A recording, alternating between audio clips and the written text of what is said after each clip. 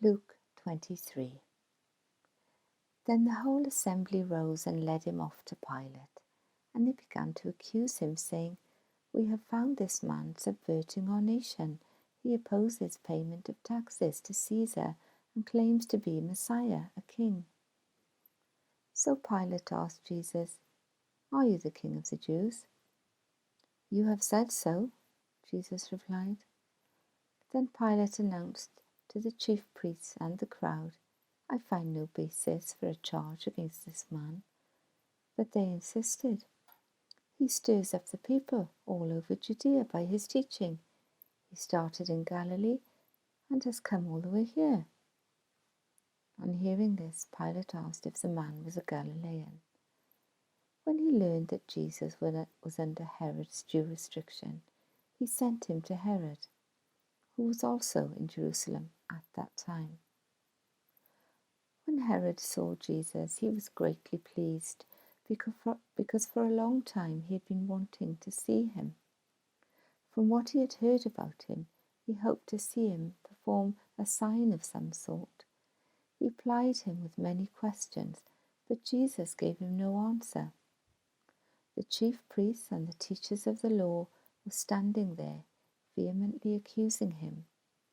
Then Herod and his soldiers ridiculed and mocked him. Dressing him in an elegant robe, they sent him back to Pilate. That day Herod and Pilate became friends. Before this they had been enemies. Pilate called together the chief priests, the rulers, and the people, and said to them, "You brought me this man as one who was inciting the people to rebellion. I have examined him in your presence and have found no basis for your charges against him. Neither has Herod, for he sent him back to us. As you can see, he has done nothing to deserve death. Therefore I will punish him and then release him." But the whole crowd shouted, "Away with this man! Release Barabbas to us." Barabbas had been thrown into prison for an insurrection in the city and for murder. Wanting to release Jesus, Pilate appealed to them again, but they kept shouting, "Crucify him!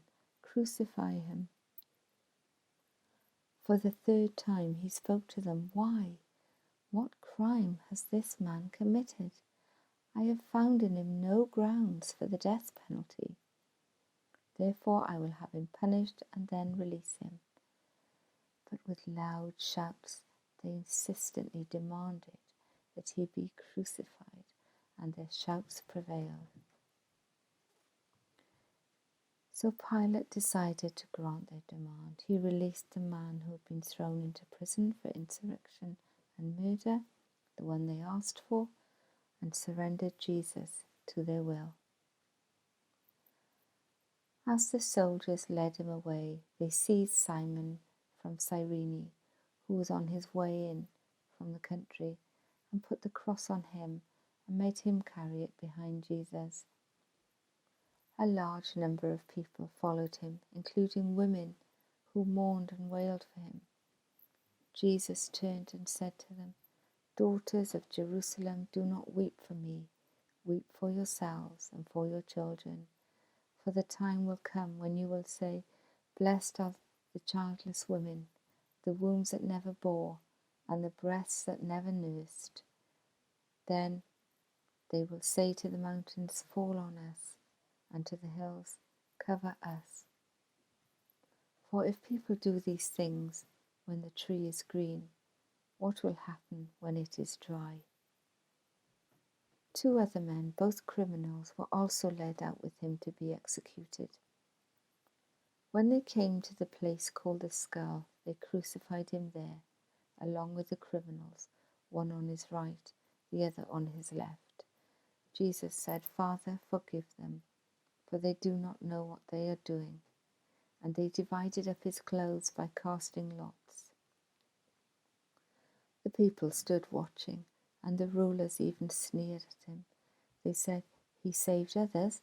Let him save himself if he is God's Messiah, the chosen one." The soldiers also came up and mocked him. They offered him wine vinegar and said, If you are the King of Jews, save yourself." There was written a notice above him which read, "This is the King of the Jews." One of the criminals who hung there hurled insults at him. "Aren't you the Messiah? Save yourself and us."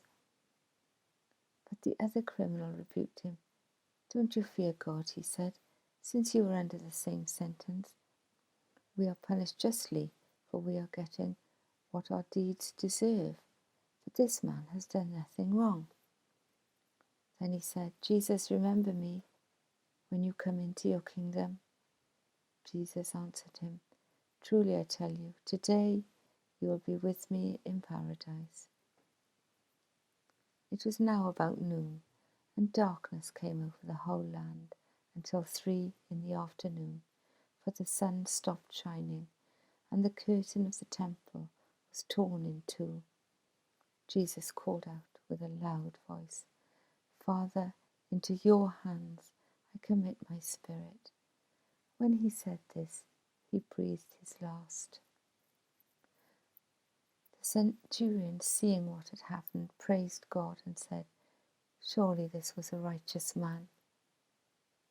When all the people who had gathered to witness this sight saw what took place, they beat their breasts and went away. But all those who knew him, including the women who had followed him from Galilee, stood at a distance watching these things. Now there was a man named Joseph, a member of the council, a good and upright man who had not consented to their decision and action.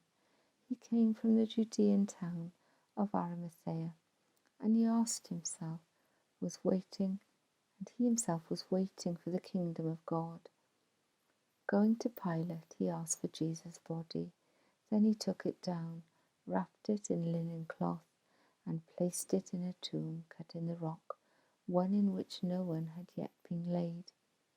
It was preparation day, and the Sabbath was about to begin. The women who had come with Jesus from Galilee followed Joseph and saw the tomb and how his body was laid in it. They went home and prepared spices and perfumes, but they rested on the Sabbath in obedience to the commandment.